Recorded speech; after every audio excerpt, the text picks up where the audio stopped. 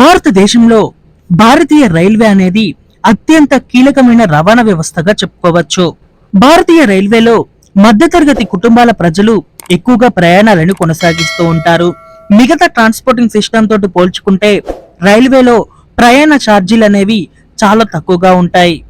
దీనివల్ల మధ్యతరగతి కుటుంబాలు, సాధారణ ప్రజలు రైళ్లలో ప్రయాణించడానికి ఇంట్రెస్ట్ అనేది చూపిస్తూ ఉంటారు. ప్రస్తుతం రైల్వేలో తీవ్ర సమస్య ఏంటంటే జనరల్ బోగిలో ప్రయాణించడం.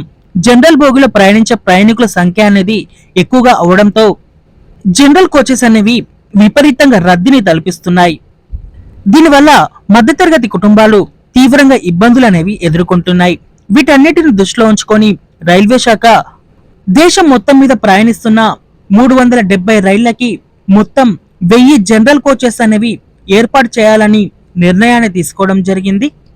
ప్రయాణికుల రద్దీ అనేది ఎక్కువగా ఉండే రైళ్లు, అలాగే ఇప్పటి వరకు జనరల్ కోచెస్ అనేవి లేని రైళ్లు, డురంతో, రాజధాని ఇలాంటి ముఖ్యమైన రైళ్లకి కూడా జనరల్ కోచెస్ ని ఏర్పాటు చేయాలని రైల్వే శాఖ నిర్ణయాన్ని తీసుకుంది. ఇందులో భాగంగా 370 రైళ్లని టార్గెట్ గా పెట్టుకొని ఇక్కడ జనరల్ కోచెస్ ని ఏర్పాటు చేయాలని నిర్ణయాన్ని తీసుకుంది. అందులో భాగంగా ఇప్పటికి దేశం మొత్తం మీద 583 జనరల్ కోచెస్ ని రైళ్లకి ఏర్పాటు చేయడం జరిగింది. ఇంకా మిగిలిన 417 కోచెస్ అనేవి నవంబర్ చివరి వరకు రైళ్లకి ఏర్పాటు అనేది చేయబోతున్నట్లుగా తెలుస్తుంది. అంటే నవంబర్ చివరి వరకు దేశం మొత్తం మీద 1000 జనరల్ కోచెస్ అనేవి అందుబాటులోకి రానున్నాయి. మొత్తం 370 రైళ్లకి ఈ కోచెస్ అనేవి అందుబాటులో ఉంటాయి. ఇప్పటికే మన తెలుగు రాష్ట్రాల్లో ప్రయాణిస్తున్న కొన్ని రైళ్లకి కూడా జనరల్ కోచెస్ ని పెంచడం జరిగింది.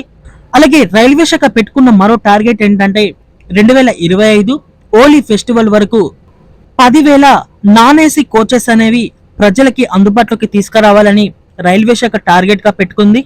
వీటికి అనుగుణంగా ఈ కోచెస్ కి సంబంధించిన నిర్మాణం కూడా పూర్తి చేస్తుంది. ఈ కోచెస్ ని ఇక్కడ చెన్నై ఐసీఎఫ్ లో, అలాగే మరికొన్ని కోచెస్ ని కపుర్తల కోచ్ ఫ్యాక్టరీలో ఇక్కడ నిర్మాణం అనేది చేస్తుంది.